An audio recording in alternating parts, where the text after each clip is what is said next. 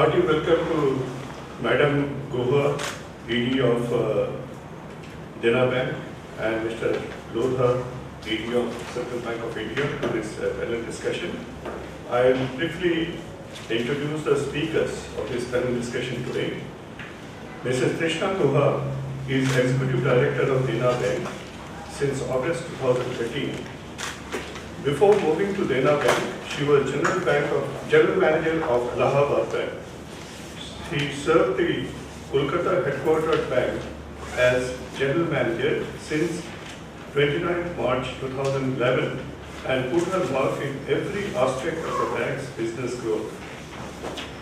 Srimati Guha started her career with State Bank of India in 1987, and 2 years later she joined Allahabad Bank in the middle management grade and worked in key segments of banking in various capacities.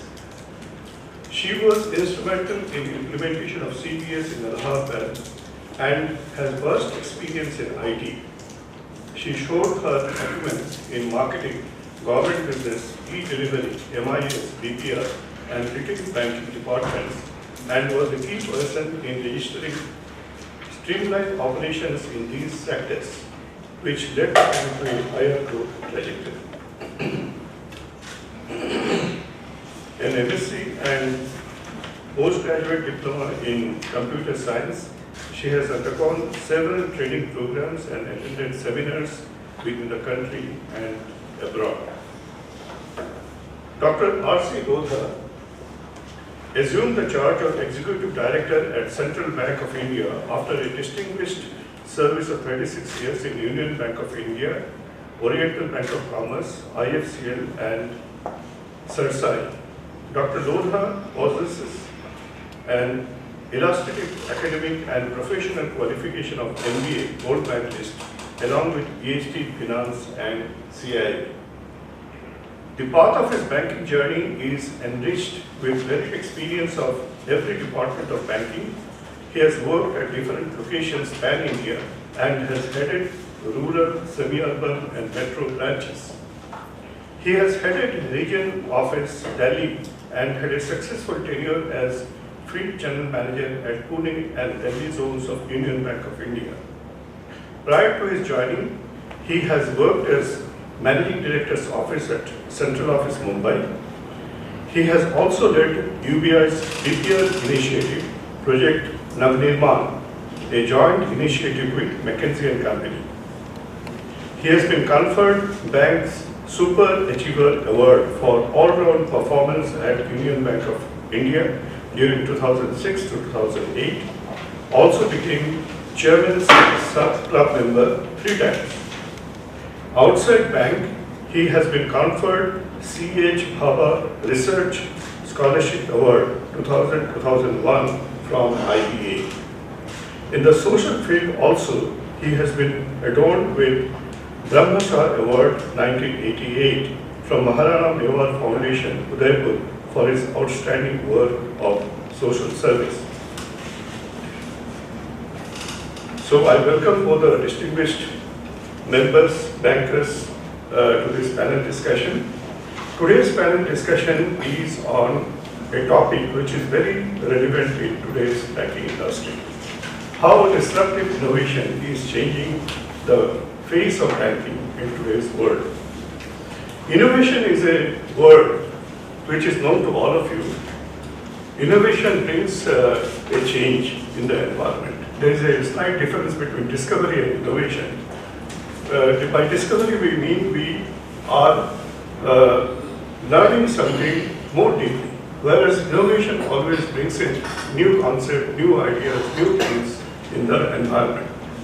We have seen that when the gravitational force was discovered, what is the effect? We have also seen when computer was discovered, what was the effect?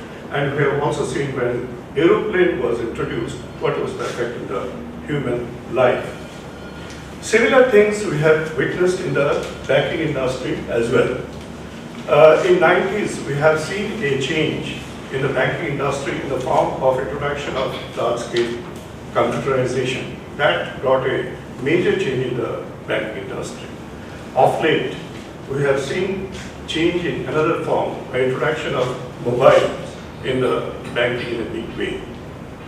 Now, right now also there are many startups which are coming with new ideas and any new changes or innovation causes disruption in the environment.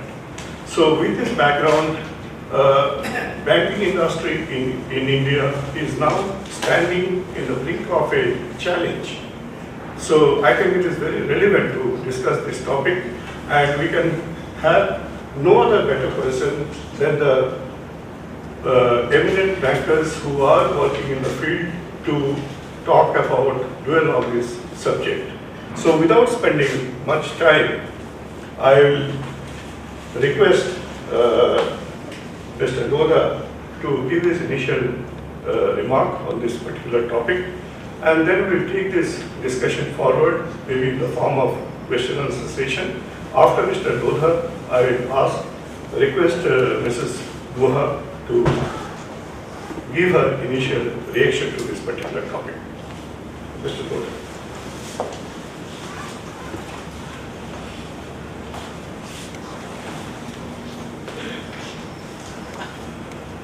Respected Mr. Sir, Madam, my colleague Mr. Ramudri and Mr. Dey, the great participants who are to be the future banking leader in the country. Friends, I am so happy that at least coming out of table and going to the different fields across the country, when we meet together in a forum where entire India is assembled. I really would like to rejoice with your active participation because your valuable contributions which will enrich my knowledge and I may be able to implement again to the bank or banking industry. When the topic that what they announced, really it is given an indication why do we all mix these things? Are we not doing good thing? What is the necessity that we need a change? If we need a change, then what are the implications? If we talk about the implications, then what about implementations?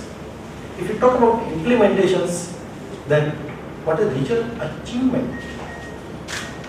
When we see the entire pyramid of the country, the different part, different layers, we have done much about the top layers. When we talk about the bottom of the pyramids, a lot of things required to be done.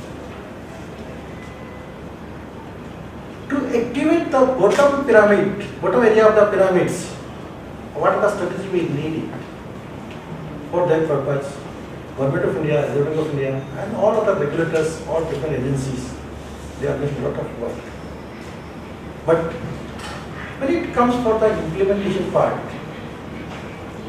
the new things which is going to be tested, when the testing will come, it will give results, whether really it is workable or not. The last project, when the Pradhan Mantri announced, the Finance Minister announced that we would like to put something new and concrete.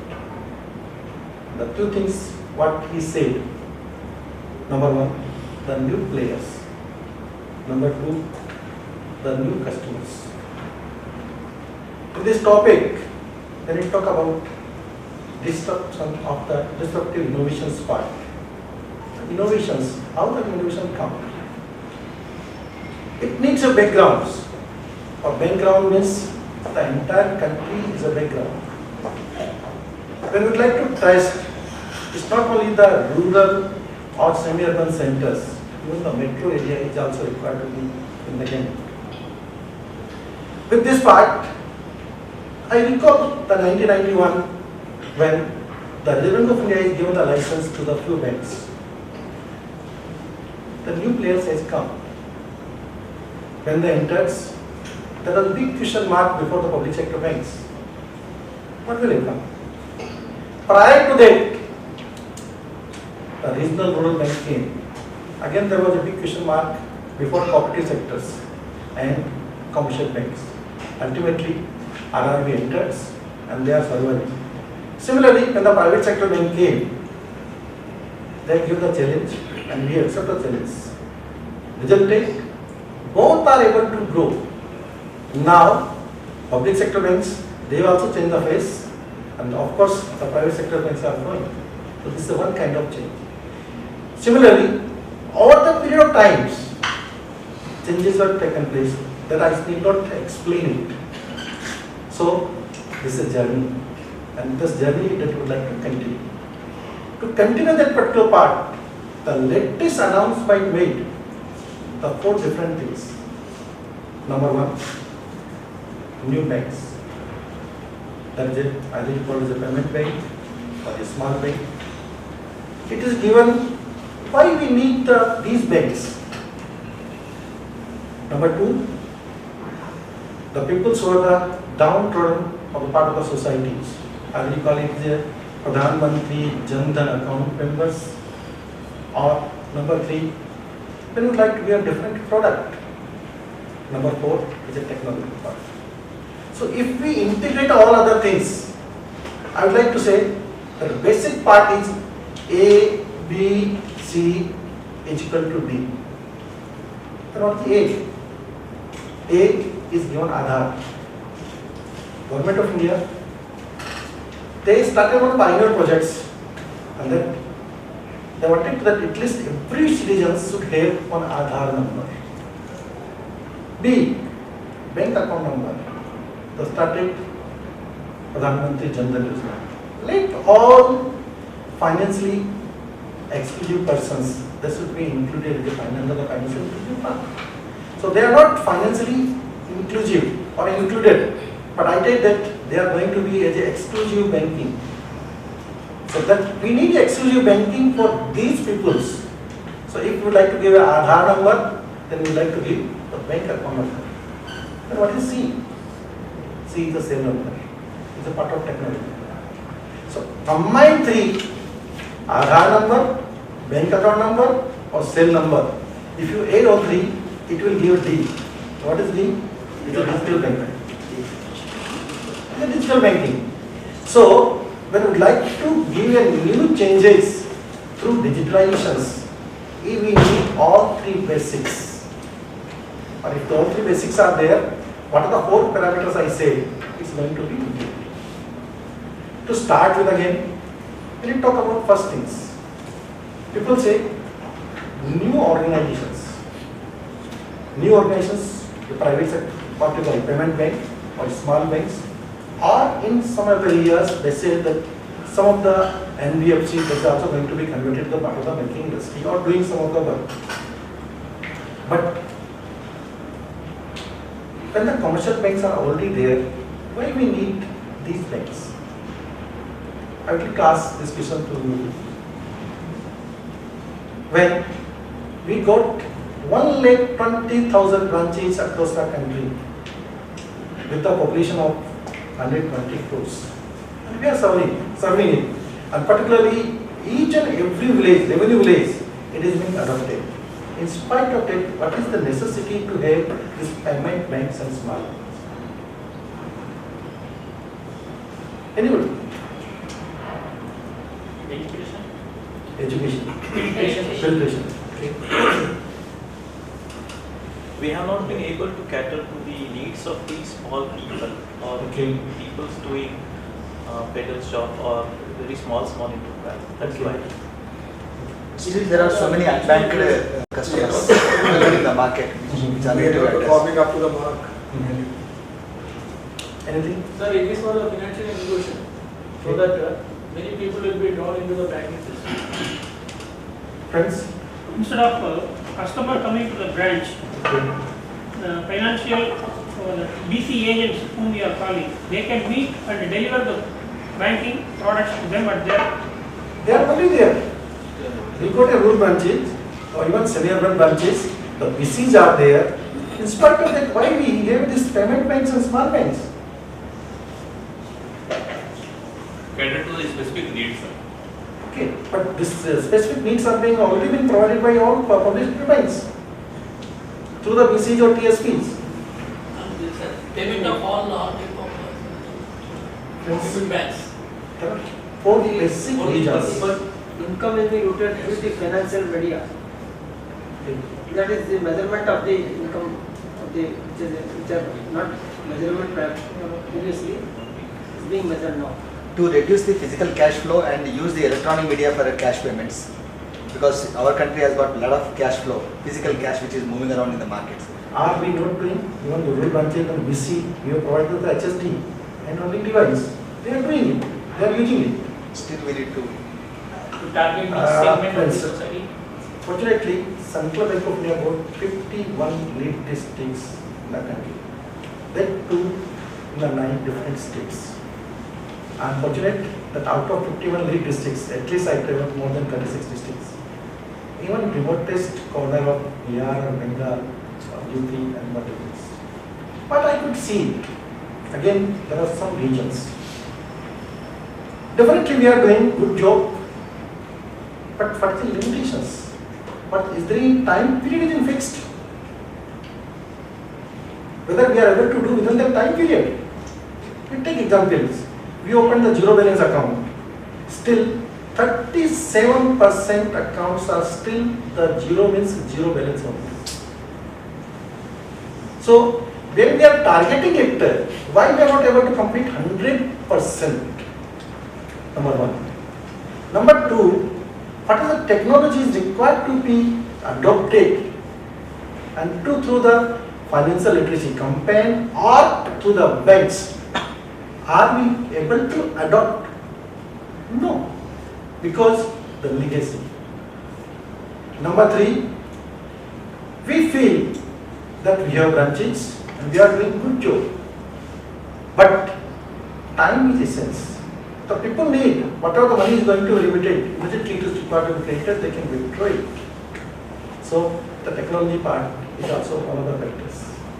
Number 4, which are most important things, focus. We are doing business in the rural branch. If you ask the branch manager what he is not doing, not only opening the savings bank account for agriculture finance, even if I am using a tractor loan, or even a small business loan, or sometimes your big borrowed accounts also being handled by a small or rural hospitals. So the capability part is he able to deliver it. So again, that what we call the classification of part comes. The primary customers are becoming a secondary customer, or secondary customers are becoming primary customers. Because of lot of peoples in the branches are there from PMJDY. The customer who are already attached with the banks, either the public sector bank or private sector banks, they feel that we do not have any priority. Priorities. So when the focus part is there, you would like to give focus both primary customers as well as secondary customers. So for that purpose, if you see the concept of the payment bank or small banks is meant only for the small people. They have put restrictions on payment banks, that one link. Similarly, small banks also. And they say that this is the part is required to run. So when you would like to focus this particular part, the 4 essential things they should. They do not have any legacy. Means absolutely free. There is no unionization, no pressure why you are using this technology, that technology, or putting tender, all other things are there. Whatever they want, they can do it in the private sectors. So no, the coverage from CBI, CBC, all other things are there, all free. Number 1. Number 2, capital part. They put minimum 100 crore rupees. Means they have to bring it. So financially, no problem at all.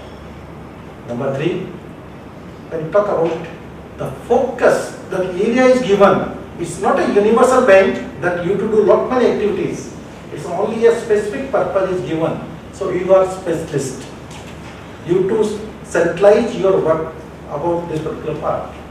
Number 4, if you would like to do 1 plus 1 is to 11, this is the best source. Means you are independent or you may not be independent. So both the things are going to be privileged at the parts. Similarly with the small banks. So when it will come for operationalization of these banks in India, definitely the entire landscape of the country is going to be changed, or see changes will take place. So this is a change. When we talk about disruption part, this is also another kind of what we call innovations, which the regulator has introduced. And we feel this is not a challenge. We should not have any apprehensions because the payment banks have come, small banks are coming. So what is the future of the commercial bank? What is the future of public sector banks? No. This is my only initial remarks. When the topic will come, I will display. Thank you. I think after Dr. Lodha's very interesting talk, I have very little to say, but I would like to cover some areas which are also there, especially the expectation of the customer. If you see by 2020, the average age of an Indian customers would be reduced to 29 years. And we are already seeing that their demands are increasing day by day. If you see the e-commerce industry, which is growing exponentially, are we really up to that particular level which the online shopping has reached? No. There was a recent study done by BCG, and it was observed that we are 2 years behind what the e-commerce industry has done. So banks have to do a lot more in this area. They have to adopt technology in a big way, which still I think public sector banks are still lagging behind, and that is one advantage with which the payment banks or the small banks would be coming, as Dr. Lodha just mentioned.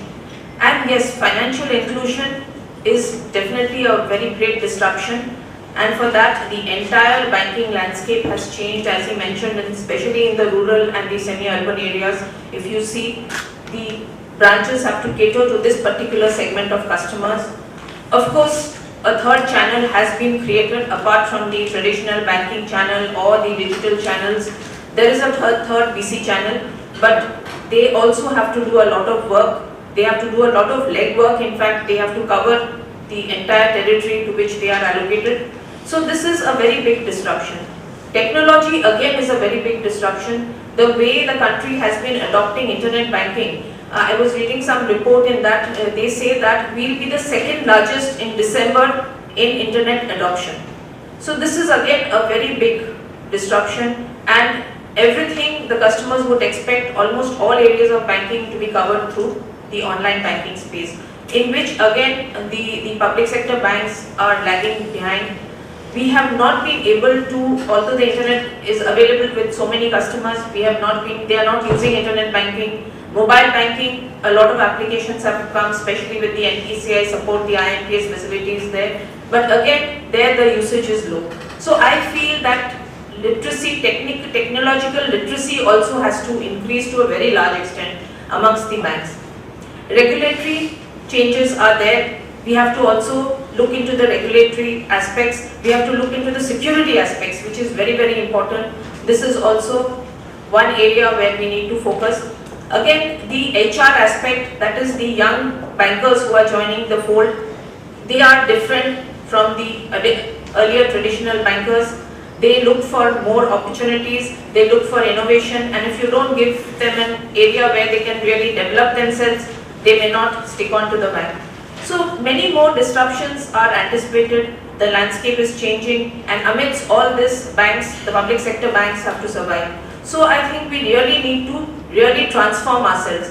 We have earlier done a business process re-engineering, but again now I think this is the second phase where we have to really transform ourselves, transform both from the stakeholder point of view. The regulators have already given you the regulatory norms, also the customers and the bankers themselves. This is the very biggest challenge I find, that the bankers have to change to adopt to these disruptions. Otherwise, it will be a fight for the fittest, and definitely maybe some of the banks may not exist if we cannot change. So this calls for a major change. I think all of us sitting here need to be geared up. We need to understand after everything, customer is the main focus. You know, whatever their demands are, we need to meet that, whether by changing the processes, whether by changing the delivery systems, whether by changing products and services. So we need to do it, and I think over the course of the discussions, we'll see how these disruptions we can overcome. If other banks in other countries, they have been able to do it, they have been able to cater to every segment of the population, we should also be in a position to do it. So with my brief thing, I think we'll start the discussions and we'll discuss more on this aspect. Thank you. Thanks both the speakers for the initial remark.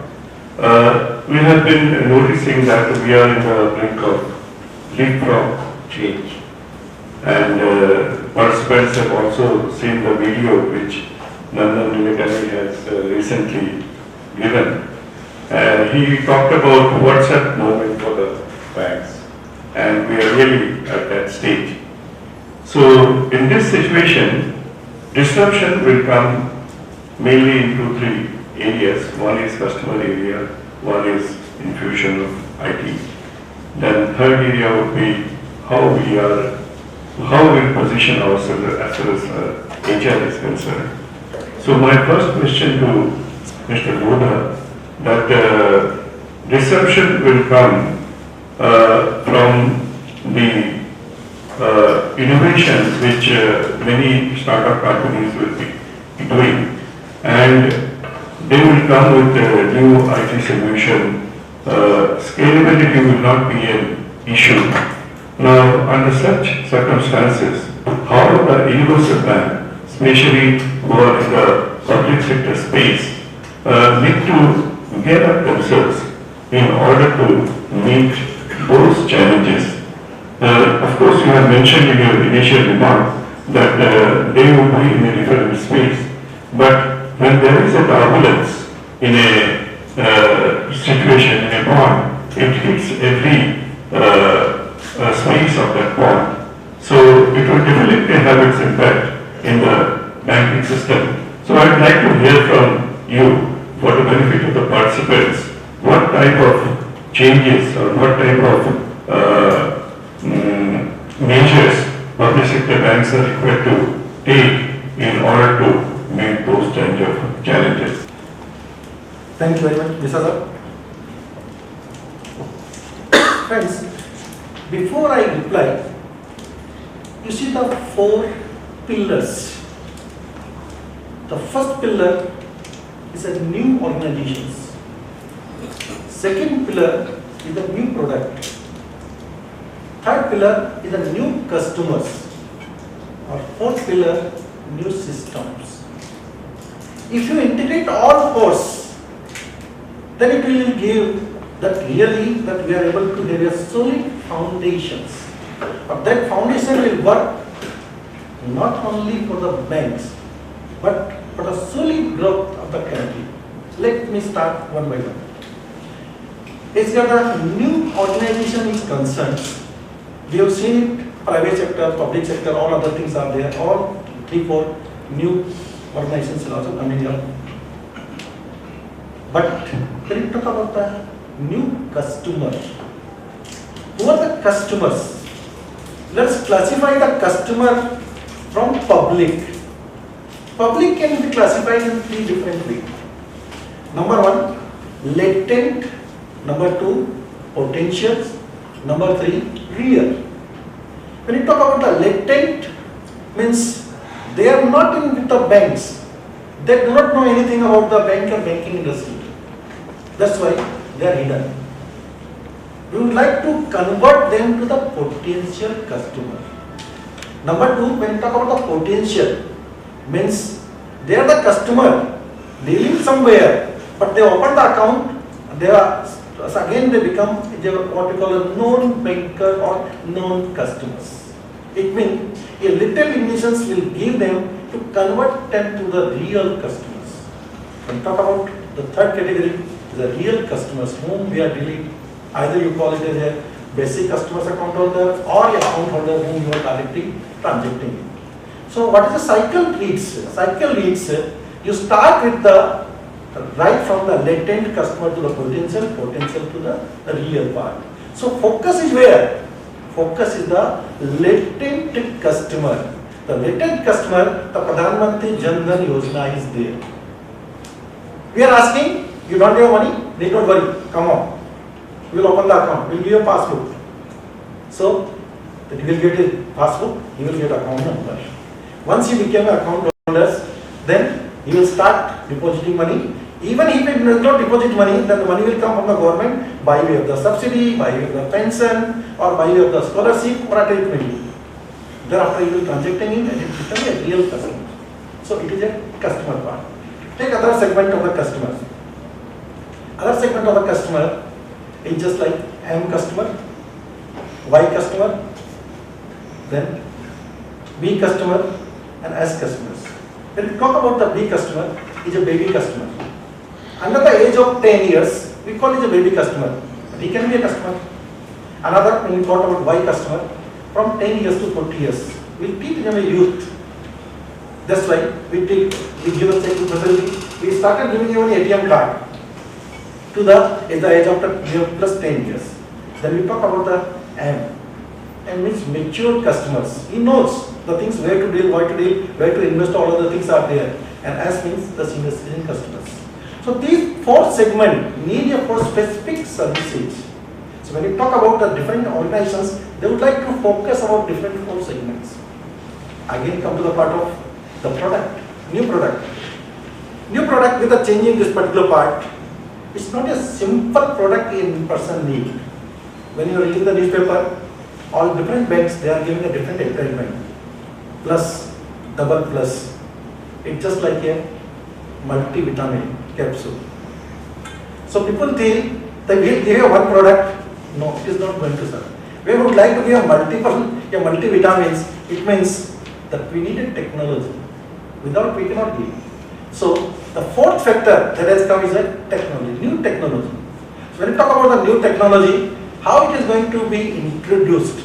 There are so many barriers. You want to do it, but you cannot do it. Whatever the reason is there. But the new organization will come, he will start the fresh. This is the latest one. And that's the flexibility part. So he will cover through the technology part. And the technology what he will cover? He will cover four things. Smartness, simpleness, safety, or what you call your security part, or speed. If he combine all four factors, then he will become a real technology driving factors. So through the factor, what we call the technology part, he will come to the product part, then he will reach to the customer, and he will become a giant organization. So either it is a public sector bank or a new bank or anything are there. So these things are going to come up. So when you talk about the changes, what changes we are expecting? We would like to serve the lower people. These are the things are available who are particular hidden customers. Even the customer of the young generations, okay, whom we would like to give a mobile set and they would like to transact through the mobile facility, then again the product is there. So you have combined all three. That's going to have a sea change in the banking industry of the system. Thank you. Thank you very much. Mr. Lodha mentioned about the importance of this resumption in various areas, especially customer, IT, HR areas. Madam Gopa has a very strong grounding in IT. So I would like to hear her views for the benefit of our attendees here. Some of the banks have already made some tie-up with IT companies who are specializing in IT areas. And these companies are also coming into the fray with the new dispensation. Now, is it important for the banks, the established banks, maybe in private sector, maybe in public sector especially, to make some tie-up with this type of companies in order to face the challenges? Yes, I think what Dr. Mishra was mentioning was mainly about the fintech companies who are coming. Also, you must be aware that they have come into the market with wallets, e-wallets. All of you are aware where the customers can hold a certain sum of money and their entire accounts are not, the entire money in their accounts is not exposed. It is secured to that much, the amount which they hold. But yes, that is eating into the CASA of the banks if you think it that way. Hence, banks decided, many public sector banks decided that they will have a tie-up with these fintech companies so that whatever innovation is happening at their end, the products which they are providing banks will be able to partake. They will have a share arrangement in the way that these companies, the customers of these companies, will come to the bank to open their savings accounts. I think some private banks have already done the tie-up. I think more public banks are also going into this, so that at least the account of the customer is secured. Otherwise, maybe tomorrow these companies start providing more and more, apart from payment services, some other services also, in which case banks may lose their pie. So I think it is very important that some strategic tie-up is done either through equity participation or by giving them some incubation facility, some infrastructure facility. We tie up with these companies so that, because banks do not have this kind of research and development which they can do at their end, being banking being their prime business. Therefore, I feel that especially in the area of technology, definitely they need to tie up with these fintech companies. Another area is analytics, where they can help to a large extent. Analytics is a very, very important area. Banks have huge pools of data, but they cannot use this data to actually find out what is the requirement of the customer. The customer of today wants the requirement to be prompted the moment they enter a bank branch, which is not happening so far. Maybe it is happening in some private banks who are more advanced in technology terms. But analytics is going to play a very, very major role, and here again we need to tie up with technology companies who will be doing this, because banks will not have the in-house capability to do this kind of job. So I feel this strategic tie-up is very, very important for banks. Thank you, madam. Thank you for your in-depth analysis of the subject. Another area which will be disrupted quite considerably is HR areas. We have, especially in public sector bank, we have different types of employees of different ages, different expertise.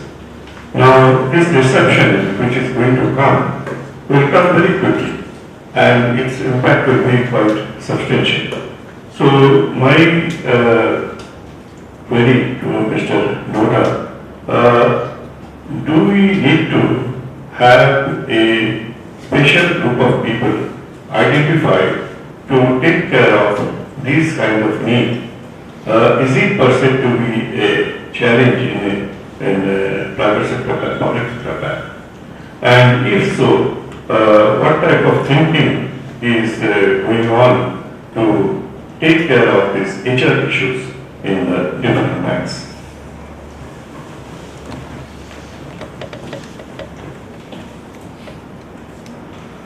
Thank you very much, Mr. Sir.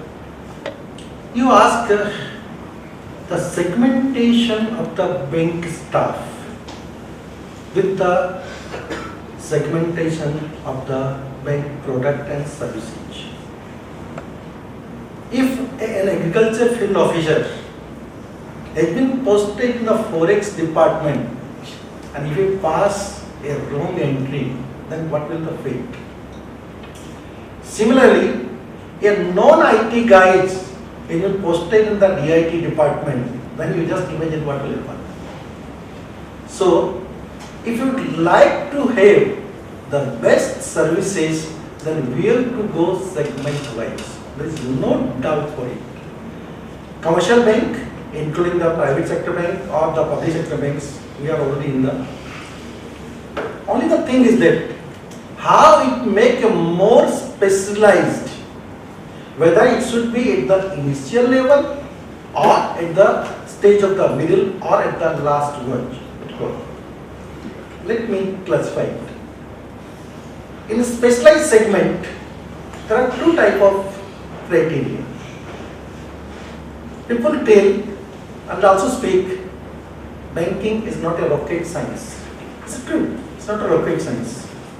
But there are certain departments which is really a rocket science. So, if we term them as a rocket science, then we need a scientist to handle that particular departments. There are some segments which a journalist can also become a specialist, or specialist also become a journalist. I quote 5 practical examples. When we recruited agriculture field officers, the problem came, So we are the AFO. So we will be posted only for the agriculture purpose. We will not do any other work. Even sometime they hesitate that will not become a branch manager for time being or to do it. This is a challenge again. When you got a manpower and if you not do the general banking, then what will happen? So we said we recruit the probationary officer with the agriculture background. So after recruitments, the people will work as a journalist officer, but since he is from the agriculture side, he will also do the agriculture work. It can, this price I said one set of the peoples that can be there. Okay.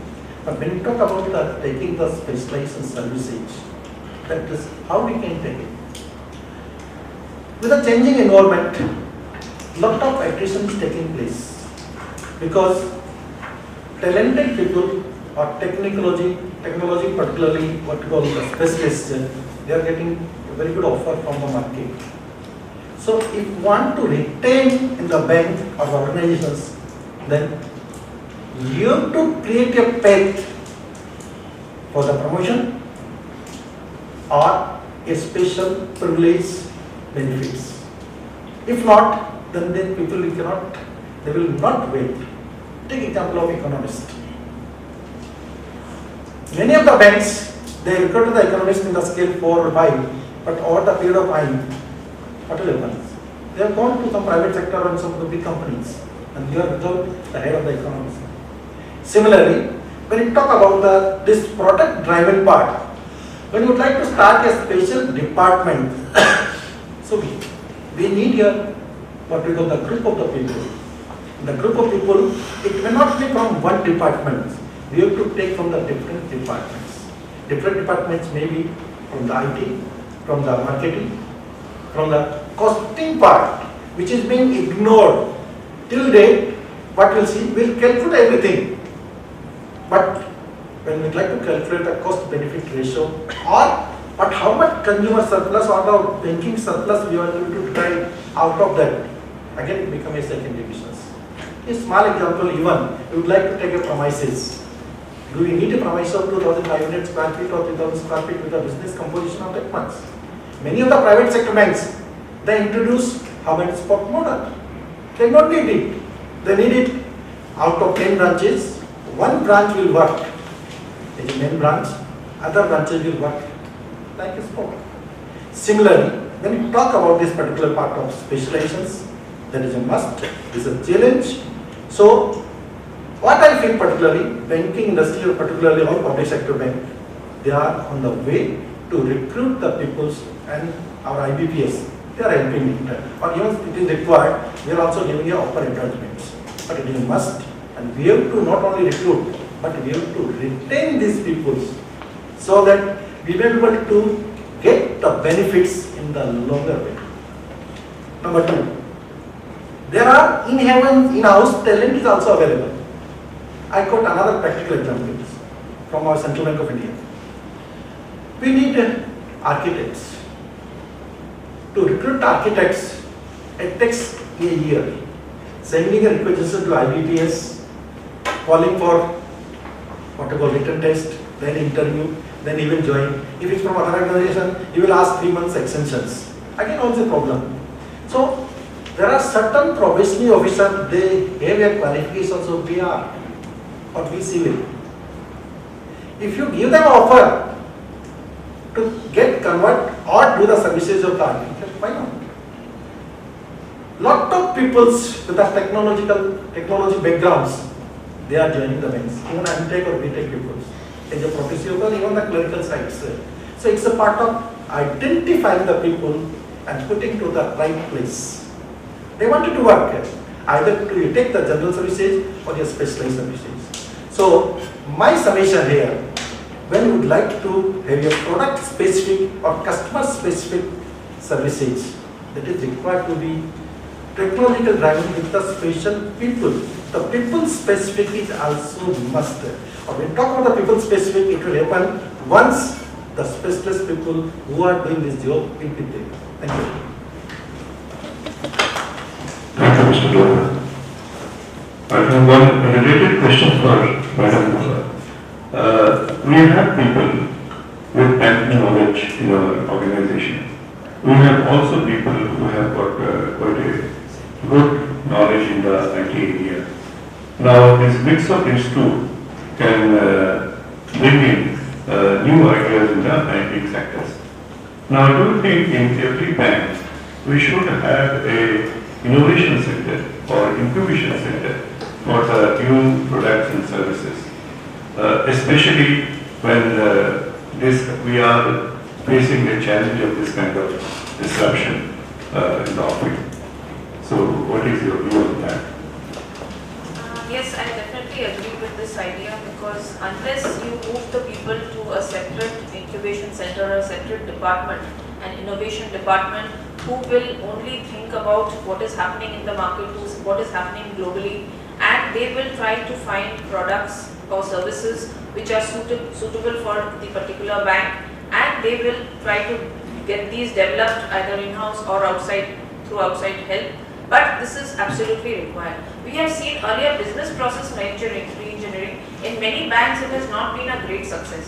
Although the consultant, most banks appointed consultants, and they did a good job. They identified exactly which were the areas which needed to be targeted and the processes which needed to be changed. But it was not so successful because there was no separate department driving this particular initiative. It was left to every department that you implement this part. But that did not succeed. So I think this carving out of a segment of people, as Dr. Lodha also mentioned, selecting the specialists, some domain knowledge people, some people from IT, and having a separate department who will do this. But this has to be done very fast. I think this is something which most public sector banks will have to start immediately. Otherwise, we'll be losing the race, as we all know, and we are seeing things happening around us, especially in the banking.